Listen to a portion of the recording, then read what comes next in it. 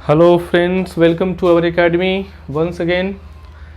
चलिए हम लोग वॉइस सीरीज की बात कर रहे हैं और वॉइस सीरीज को बड़े ही अच्छी तरह से हम लोग डे बाय डे समझते जा रहे हैं। हर एक सीरीज में हमारा जो है नए नए चीज़ों को हम लोग डील कर रहे हैं। नए चीज़ कहने का मतलब क्या हुआ माय डियर फ्रेंड्स, कि हम लोग वॉइस को लॉजिकली चीज़ों को डील करते हुए जा रहे हैं और बड़ा ही बारीकी के साथ उन चीज़ों को हम लोग समझ रहे हैं क्वेश्चन के थ्रू। क्योंकि बच्चे क्वेश्चन सॉल्व करने में ही फंसते हैं, कंसेप्ट तो वो सीख लेते हैं लेकिन क्वेश्चन में प्रॉब्लम आ जाती है। दैट्स वाई ये हमारा डिफरेंट अप्रोच आप लोग के बीच जो है मैं लेकर आया हूँ। चलिए स्टार्ट करते हैं, ध्यान से समझिएगा। कल के वीडियो का जो आप रिवीजन किए हैं कि नहीं किए हैं, इसको देखने से पहले ज़रूर एक बार कल के वीडियो को रिवीजन कर लीजिएगा, पूरा सीरीज जितना भी है। चलिए स्टार्ट करते हैं। हमारे पास है लिखा हुआ सी कैम, यहाँ एंड से एक जुड़ा हुआ है, एंड यहाँ कंजंक्शन के रूप में है। उसके बाद लिखा हुआ है टोल्ड द ट्रूथ। अब जरा सा एक चीज़ समझिएगा माय डियर फ्रेंड्स, कि एंड से जब सेंटेंस जुड़ता है तो वहाँ पर क्या होता है कि दो सेंटेंस को जोड़ने का काम करता है, दो वर्ड्स को जोड़ने का काम करता है, दो फ्रेजेस को जोड़ता है और दो सेंटेंसेस को जोड़ने का काम करता है। तो जैसा कि आप जानते हो कि एंड एक कंजंक्शन है और एंड का प्रॉपर्टी क्या है कि वो दो सेंटेंसेस को, दो वर्ड्स को जोड़ता है ना, दो फ्रेजेस को जोड़ता है।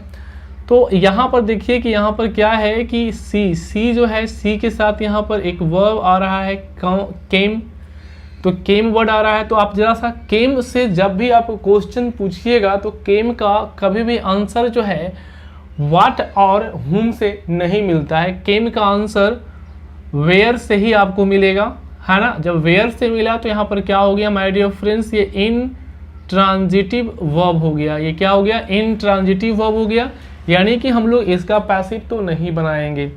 दूसरी बात क्या है कि हम देख रहे हैं उसके बाद एक और वर्ब आया है टोल्ड, यानी कि वर्ब एक ये है, वर्ब एक ये है, लेकिन दोनों का जो सब्जेक्ट है वो सी ही है। अब इससे क्वेश्चन कर सकते हैं सी told what, C told what. तो जब आप व्हाट से क्वेश्चन करते हैं तो आपको आंसर मिलता है द ट्रूथ, यानी कि ये क्या है हमारा, ये हमारा ट्रांजिटिव वर्ब है। ये हमारा क्या है, ट्रांजिटिव वर्ब है।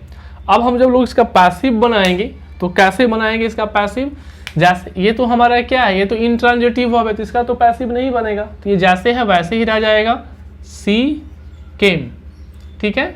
उसके बाद हमारे पास क्या लगा हुआ है, कंजंक्शन एंड, कंजंक्शन क्या लगा हुआ है, एंड।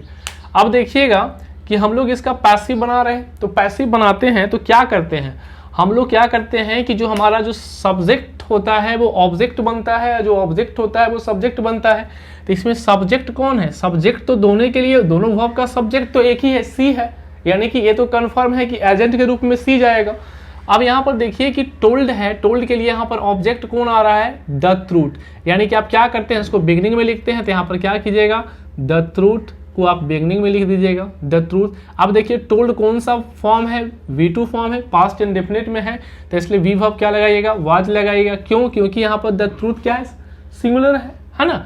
तो उसके बाद क्या लगाइएगा, द ट्रूथ के बाद क्या आ जाएगा, वाज, उसके बाद टोल्ड आ गया, और टोल्ड के बाद आप फिर क्या लगाइएगा, वाई प्रीपोजिशन, और वाई के साथ क्या आ जाएगा आपका एजेंट के रूप में यहाँ पर कौन है, हर हो जाएगा, है ना।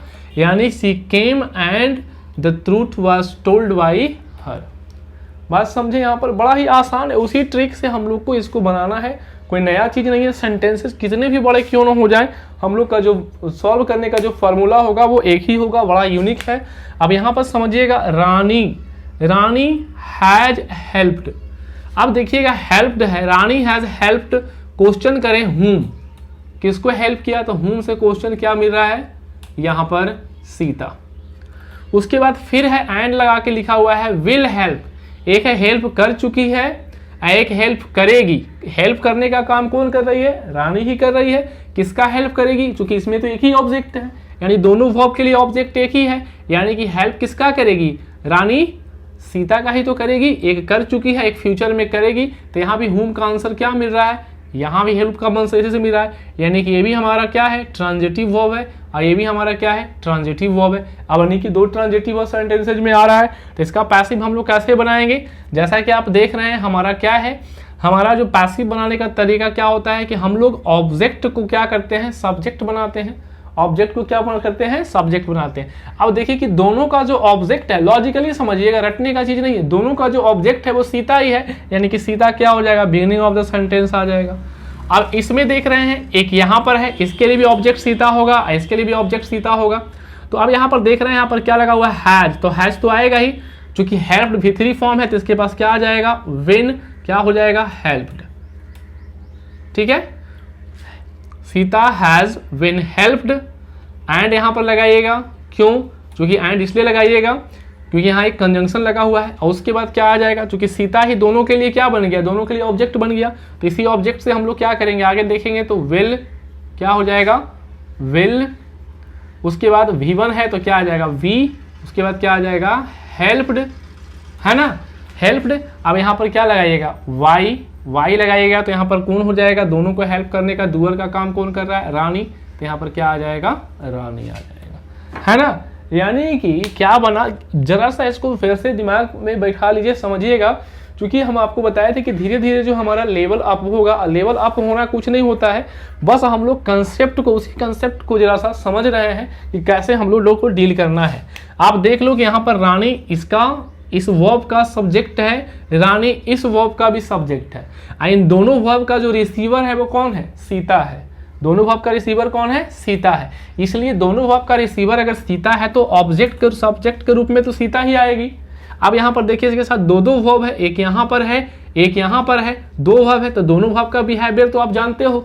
यहाँ पर हैज के साथ V3 फॉर्म लगा हुआ है तो यहाँ विन आ जाएगा बी वर्ब के रूप में, उसके बाद हेल्प्ड हो जाएगा। यहाँ पर हमारे पास कंजंक्शन एंड है तो एंड लगा दिए हम, ठीक है। उसके बाद फिर से क्या आ गया, यहाँ पर भी तो वर्ब है ना, तो विल भी हो जाएगा, क्योंकि दोनों वर्ब के लिए हमारा जो रिसीवर है तो वो तो सीता ही है, तो यहाँ पर क्या हो जाएगा, विल वी हेल्प, चूंकि V1 के लिए वी आ जाएगा, है ना, हेल्प्ड। अब बाई एजेंट दोनों के लिए कौन है, दोनों के लिए एजेंट कौन है, रानी है। ठीक है, ध्यान से समझिएगा, धीरे धीरे आप चीजें आपको और क्लियर होगा। ऐसे ऐसे बहुत सारे क्वेश्चन हम लोग करेंगे, इसलिए घबराने की जरूरत नहीं है, आराम आराम से समझिएगा, ठीक है। उसके बाद हम लोग देख रहे हैं यहाँ पर लिखा हुआ है, Sita said that the match was unfair. अब जरा सा एक चीज समझिएगा माय डियर फ्रेंड्स, कि यहां पर क्या है, ये जो डैट वर्ड का यूज किया गया है, डैट वर्ड का यूज किया गया, डैट के बाद ये पूरा सेंटेंस लिखा गया, ठीक है ना, पूरा एक सेंटेंस लिखा गया, तो डैट तो यहां पर फिर से जोड़ने का काम कर रहा है, ठीक है। तो हमारे साथ तो जैसे एंड को हम लोग चेंज नहीं किए, वैसे डैट तो डैट है, डैट तो दो सेंटेंस को जोड़ रहा है, तो डैट जैसे है वैसे ही रहेगा। लेकिन यहां पर एक बात को आपको समझना क्या है कि सर सीता सेड, सेड के बाद तुरंत क्या आ रहा है, डैट। अब जरा सा देखिएगा कि क्या ये सेड ट्रांजिटिव वर्ब है, सीता सेड। अब जब सेड से क्वेश्चन कीजिएगा कि Sita said what, Sita said what, तो जब व्हाट का आंसर आप खोजिएगा तो आपको क्या मिलेगा कि व्हाट का आंसर ये पूरा सेंटेंस ही है। सीता सेड, क्या कही सीता, सीता कही क्या, कि मैच अनफेयर था। तो ये जो व्हाट का जो आंसर आ रहा है, ये क्या आ रहा है, ये पूरा सेंटेंस ही व्हाट का आंसर आ रहा है। इसका मतलब ये ट्रांजिटिव वर्ब है, ये ट्रांजिटिव वर्ब है, क्योंकि ये पूरा इसका आंसर में हमारा क्या आ रहा है, ये पूरा सेंटेंस आ रहा है। अब यहां पर एक समस्या क्रिएट हो गई कि सर सेंटेंस व्हाट का आंसर दे रहा है, तो वर्ब तो हम इंट्रांजिटिव डिसाइड कर लिए, लेकिन समस्या इस बात का है सर, ये पूरे सेंटेंस को हम लोग कैसे इसका ऑब्जेक्ट बना दे, ये तो समस्या हो गया। अब ये क्या है कि आप एक बात समझना सर, कि ये पूरा सेंटेंस हमारा क्या है, ऑब्जेक्ट की जगह पर रखा हुआ है।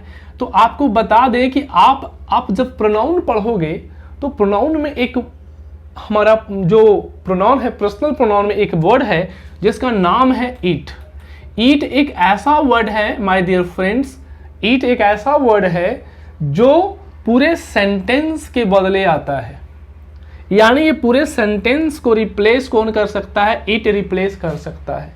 यानी कि कहने का मतलब क्या हो गया कि सर आप कह रहे हैं कि ये हमारा पूरे सेंटेंस का ऑब्जेक्ट बना, तो जब ऑब्जेक्ट बना तो आपका मतलब हो गया कि इसका आंसर क्या हो जाएगा कि यहाँ पर इट एज ए सब्जेक्ट हो जाएगा, ऑब्जेक्ट सब्जेक्ट बनता है। तो यहाँ पर ईट के बाद चूंकि सेट लिखा हुआ है तो सेट कौन सा फॉर्म है, V2 फॉर्म है, तो सेट के लिए क्या आ जाएगा, ईट के साथ वाज आ जाएगा, इट वाज क्या हो जाएगा, V3 आएगा सेड। अब उसके बाद आप क्या लगाओगे, वाई लगाओगे ना माय डियर फ्रेंड्स, वाई लगाओगे। अब वाई लगाओगे तो वाई के बाद क्या हो गया, सी का क्या हो जाएगा, हर। यहां पर आप क्या लगाओगे, डैट, क्या लगाओगे, डैट। अब एक बात और समझिए कि ये भी तो एक सेंटेंस है ना, तो इस सेंटेंस का भी तो पैसिव हम चेंज करेंगे ना, इस सेंटेंस का भी पैसिव चेंज करेंगे, यानी कि इसमें भी देखना होगा कि सेंटेंस ट्रांजिटिव है कि इंट्रांजिटिव है। तो अब जरा सा इस सेंटेंस को आप गौर से देखिए कि यहां पर क्या लिखा हुआ है, वाज लिखा हुआ है, और वाज के बाद हम देख रहे हैं क्या लिखा हुआ है, अनफेयर।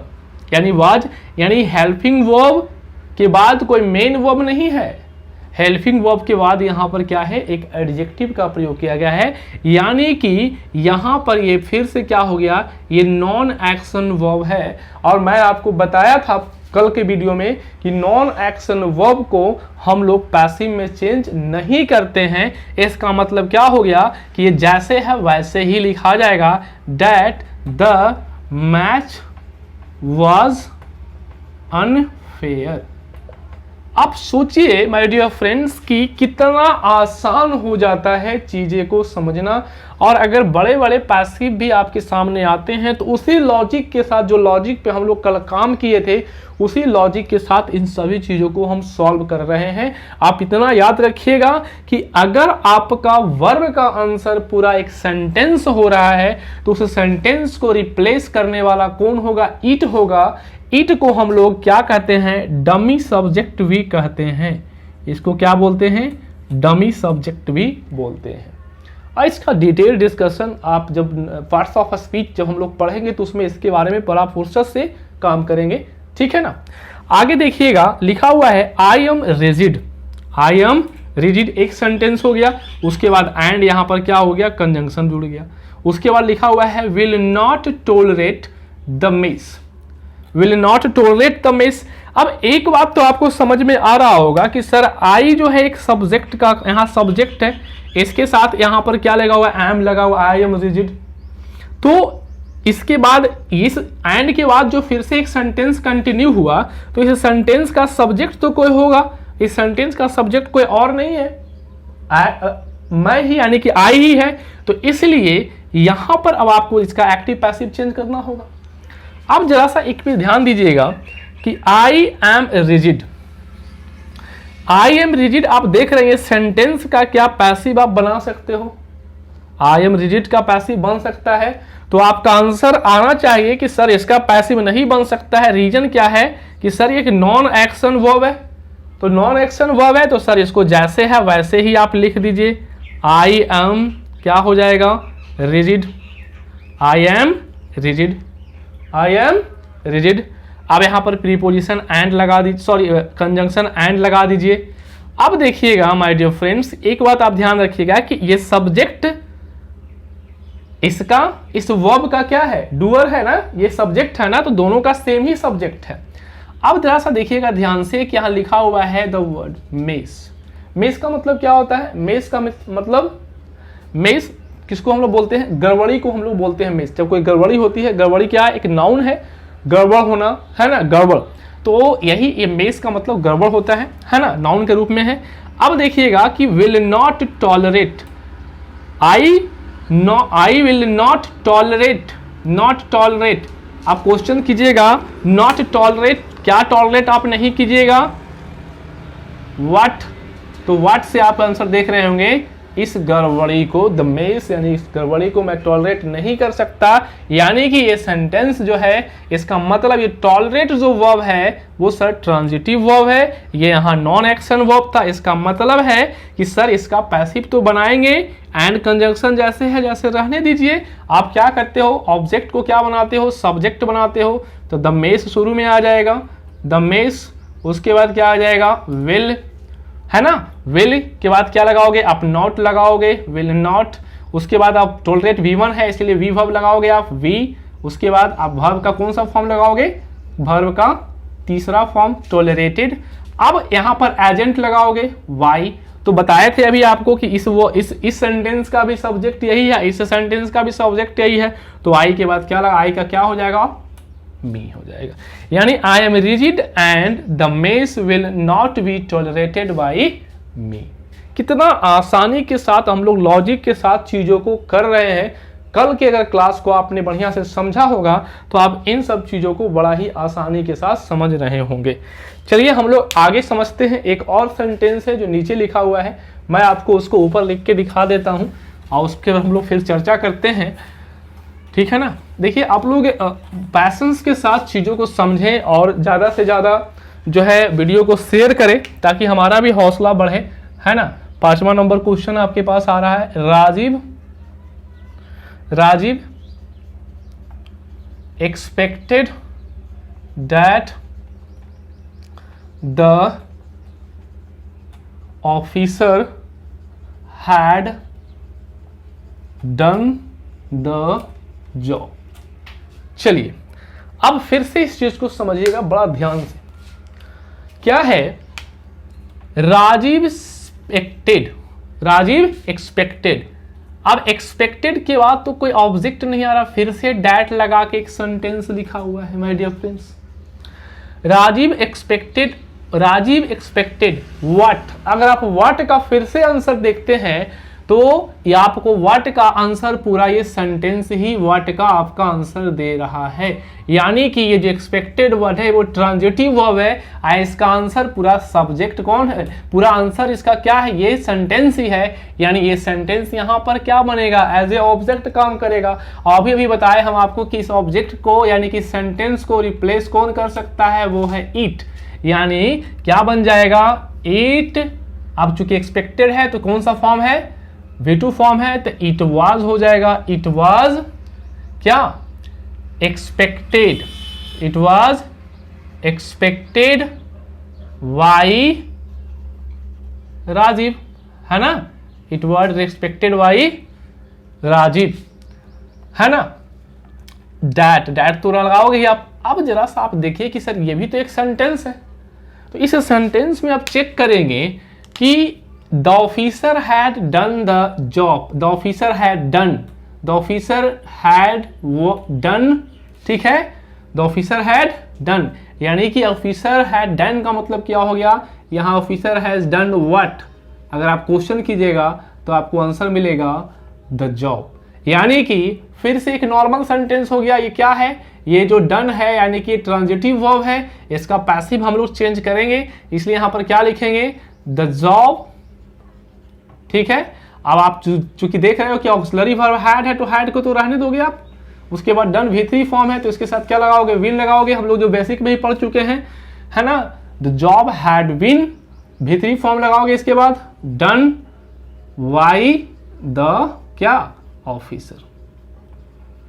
देखिए कितना आसानी के साथ हम लोग समझ रहे हैं चीजों को और डील कर रहे हैं और लॉजिकली चीजों को समझते हुए जा रहे हैं, ठीक है ना। आप किसी तरह का भी कोई परेशानी हो आपको समझने में तो आप पहले अब वीडियो को आराम से समझें, 1-2 बार देखें वीडियो को, ठीक है ना। क्योंकि आप जो पैसिव एक्टिव का जो आप लेवल समझ रहे हो वो लेवल यहाँ पर नहीं पढ़ाया जा रहा है। मैं आपको जो है पूरे तरह से एक्टिव पैसिव के लिए तैयार कर रहा हूँ, लॉजिक के साथ तैयार कर रहा हूँ, ठीक है ना। इसलिए आप जो है वीडियो को बार बार देखें। कोई भी कंफ्यूजन अगर रह जाता है तो मैं जैसे ही वॉइस खत्म होगा, हर एक सेशन का, जैसे ही मैं ग्रामर के सेशन कंप्लीट करूंगा, हर एक सेशन का टेंस हो या वॉइस हो, तो मैं उसका एक डॉट सेशन लूंगा।